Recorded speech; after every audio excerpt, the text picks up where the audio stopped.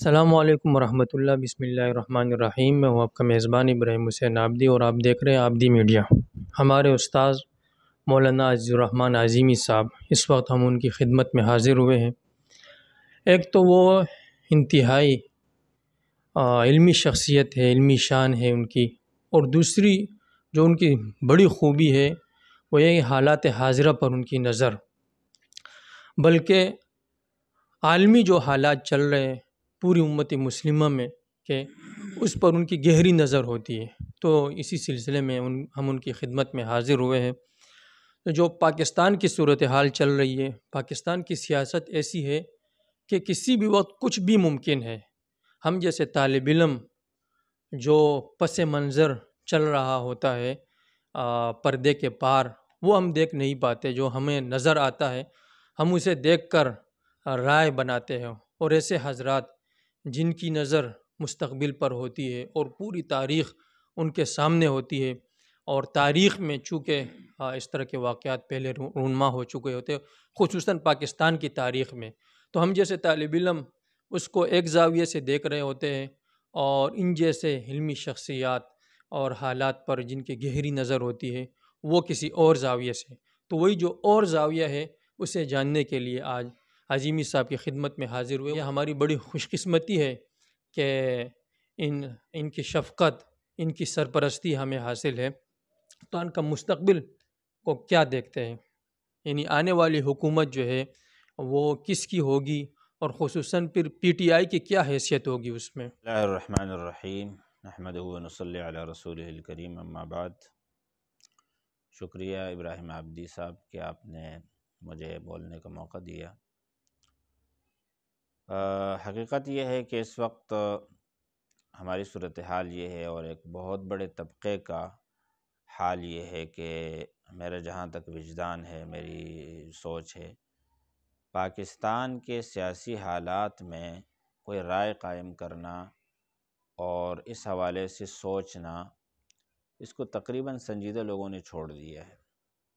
اب جیسے روز بدلتے جو حالات ہیں، ہم جان بوجھ کے وہ معلوم نہیں کرتے کہ کیا ہو رہا ہے اور کیا ہوا،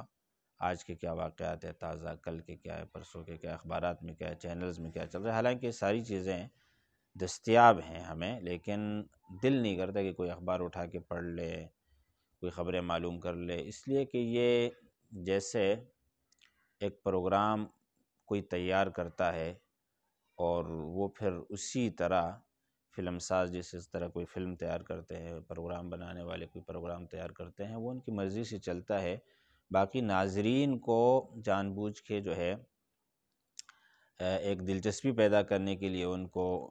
استعمال کیا جاتا ہے کہ وہ اس میں دلچسپی لیں اور اس کو سنیں اور اس کو دیکھیں۔ ان کا اس میں کوئی عمل دخل نہیں ہوتا اور اس میں کوئی رائے نہیں قائم کی جا سکتی ہے۔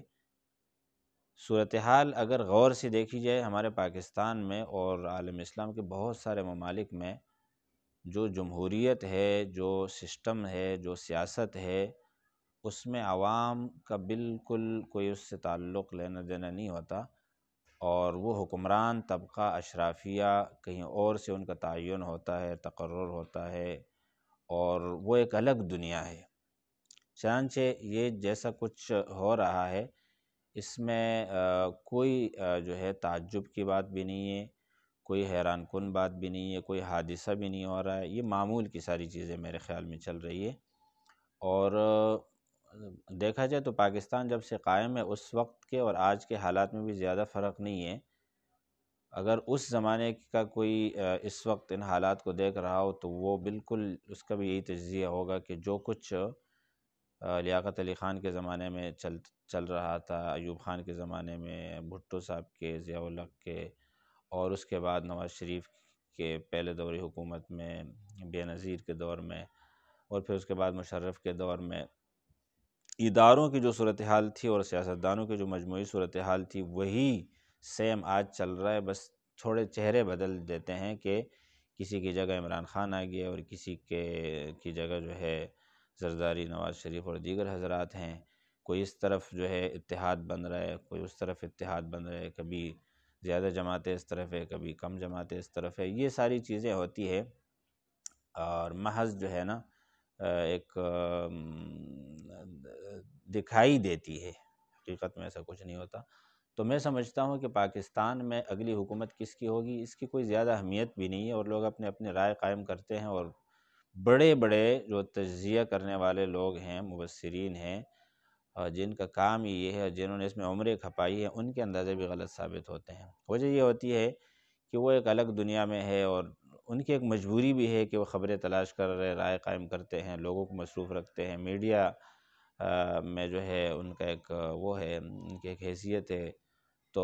ان کو لوگ سنتے بھی ہیں، اور کچھ لوگ مصروف رہتے ہیں۔ ایک بڑا طبقہ جو ہے ان چیزوں سے لاتعلق بھی ہے، وہ میڈیا کو کوئی اہمیت بھی نہیں دیتے، ان خبروں کو بھی کوئی اہمیت نہیں دیتے، وہ اپنی ذاتی زندگی میں مصروف ہوتے ہیں،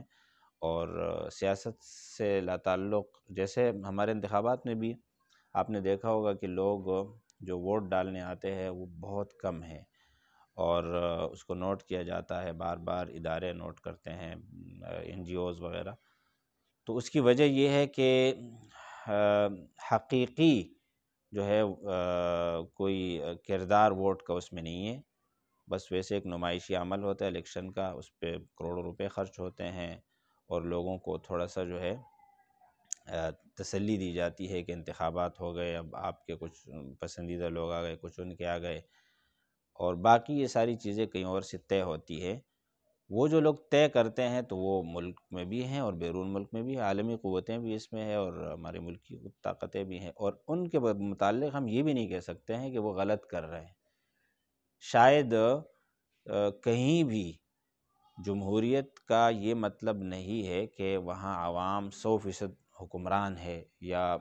ان کی مرضی کے مطابق سارا کچھ ہوتا ہے۔ اگر کہیں تھوڑا اطمینان ہے تو اس کی وجہ یہ ہوتی ہے کہ لوگوں کو سہولیات دی گئی ہیں، چنانچہ ان کو بے نیاز کیا گیا ہے کہ آپ فکر نہ کریں، آپ اس حوالے سے کیوں اپنی زندگی خطرے میں ڈالتے ہیں یا جو ہے پریشان ہوتے ہیں، تو وہ مطمئن ہے۔ ورنہ وہاں ایسا نہیں ہے کہ وہاں حکمرانی عوام کی ہے، یا کوئی جو ہے حقیقی جو چہرے سامنے ہے وہی حقیقی حکمران ہے۔ تو دنیا بھر میں جو کچھ ہوتا ہے، یہ خفیہ طاقتیں جو کچھ کرتی ہے، یا جو یہ ہے کہ کلیدی ادارے ہوتے ہیں، انہی کے ہاتھ میں سارا کچھ ہوتا ہے، اور بڑی سطح پر عالمی قوتوں کے ساتھ کوئی جوڑ توڑ ہوتا ہے، اور فیصلے وہی ہوتے ہیں۔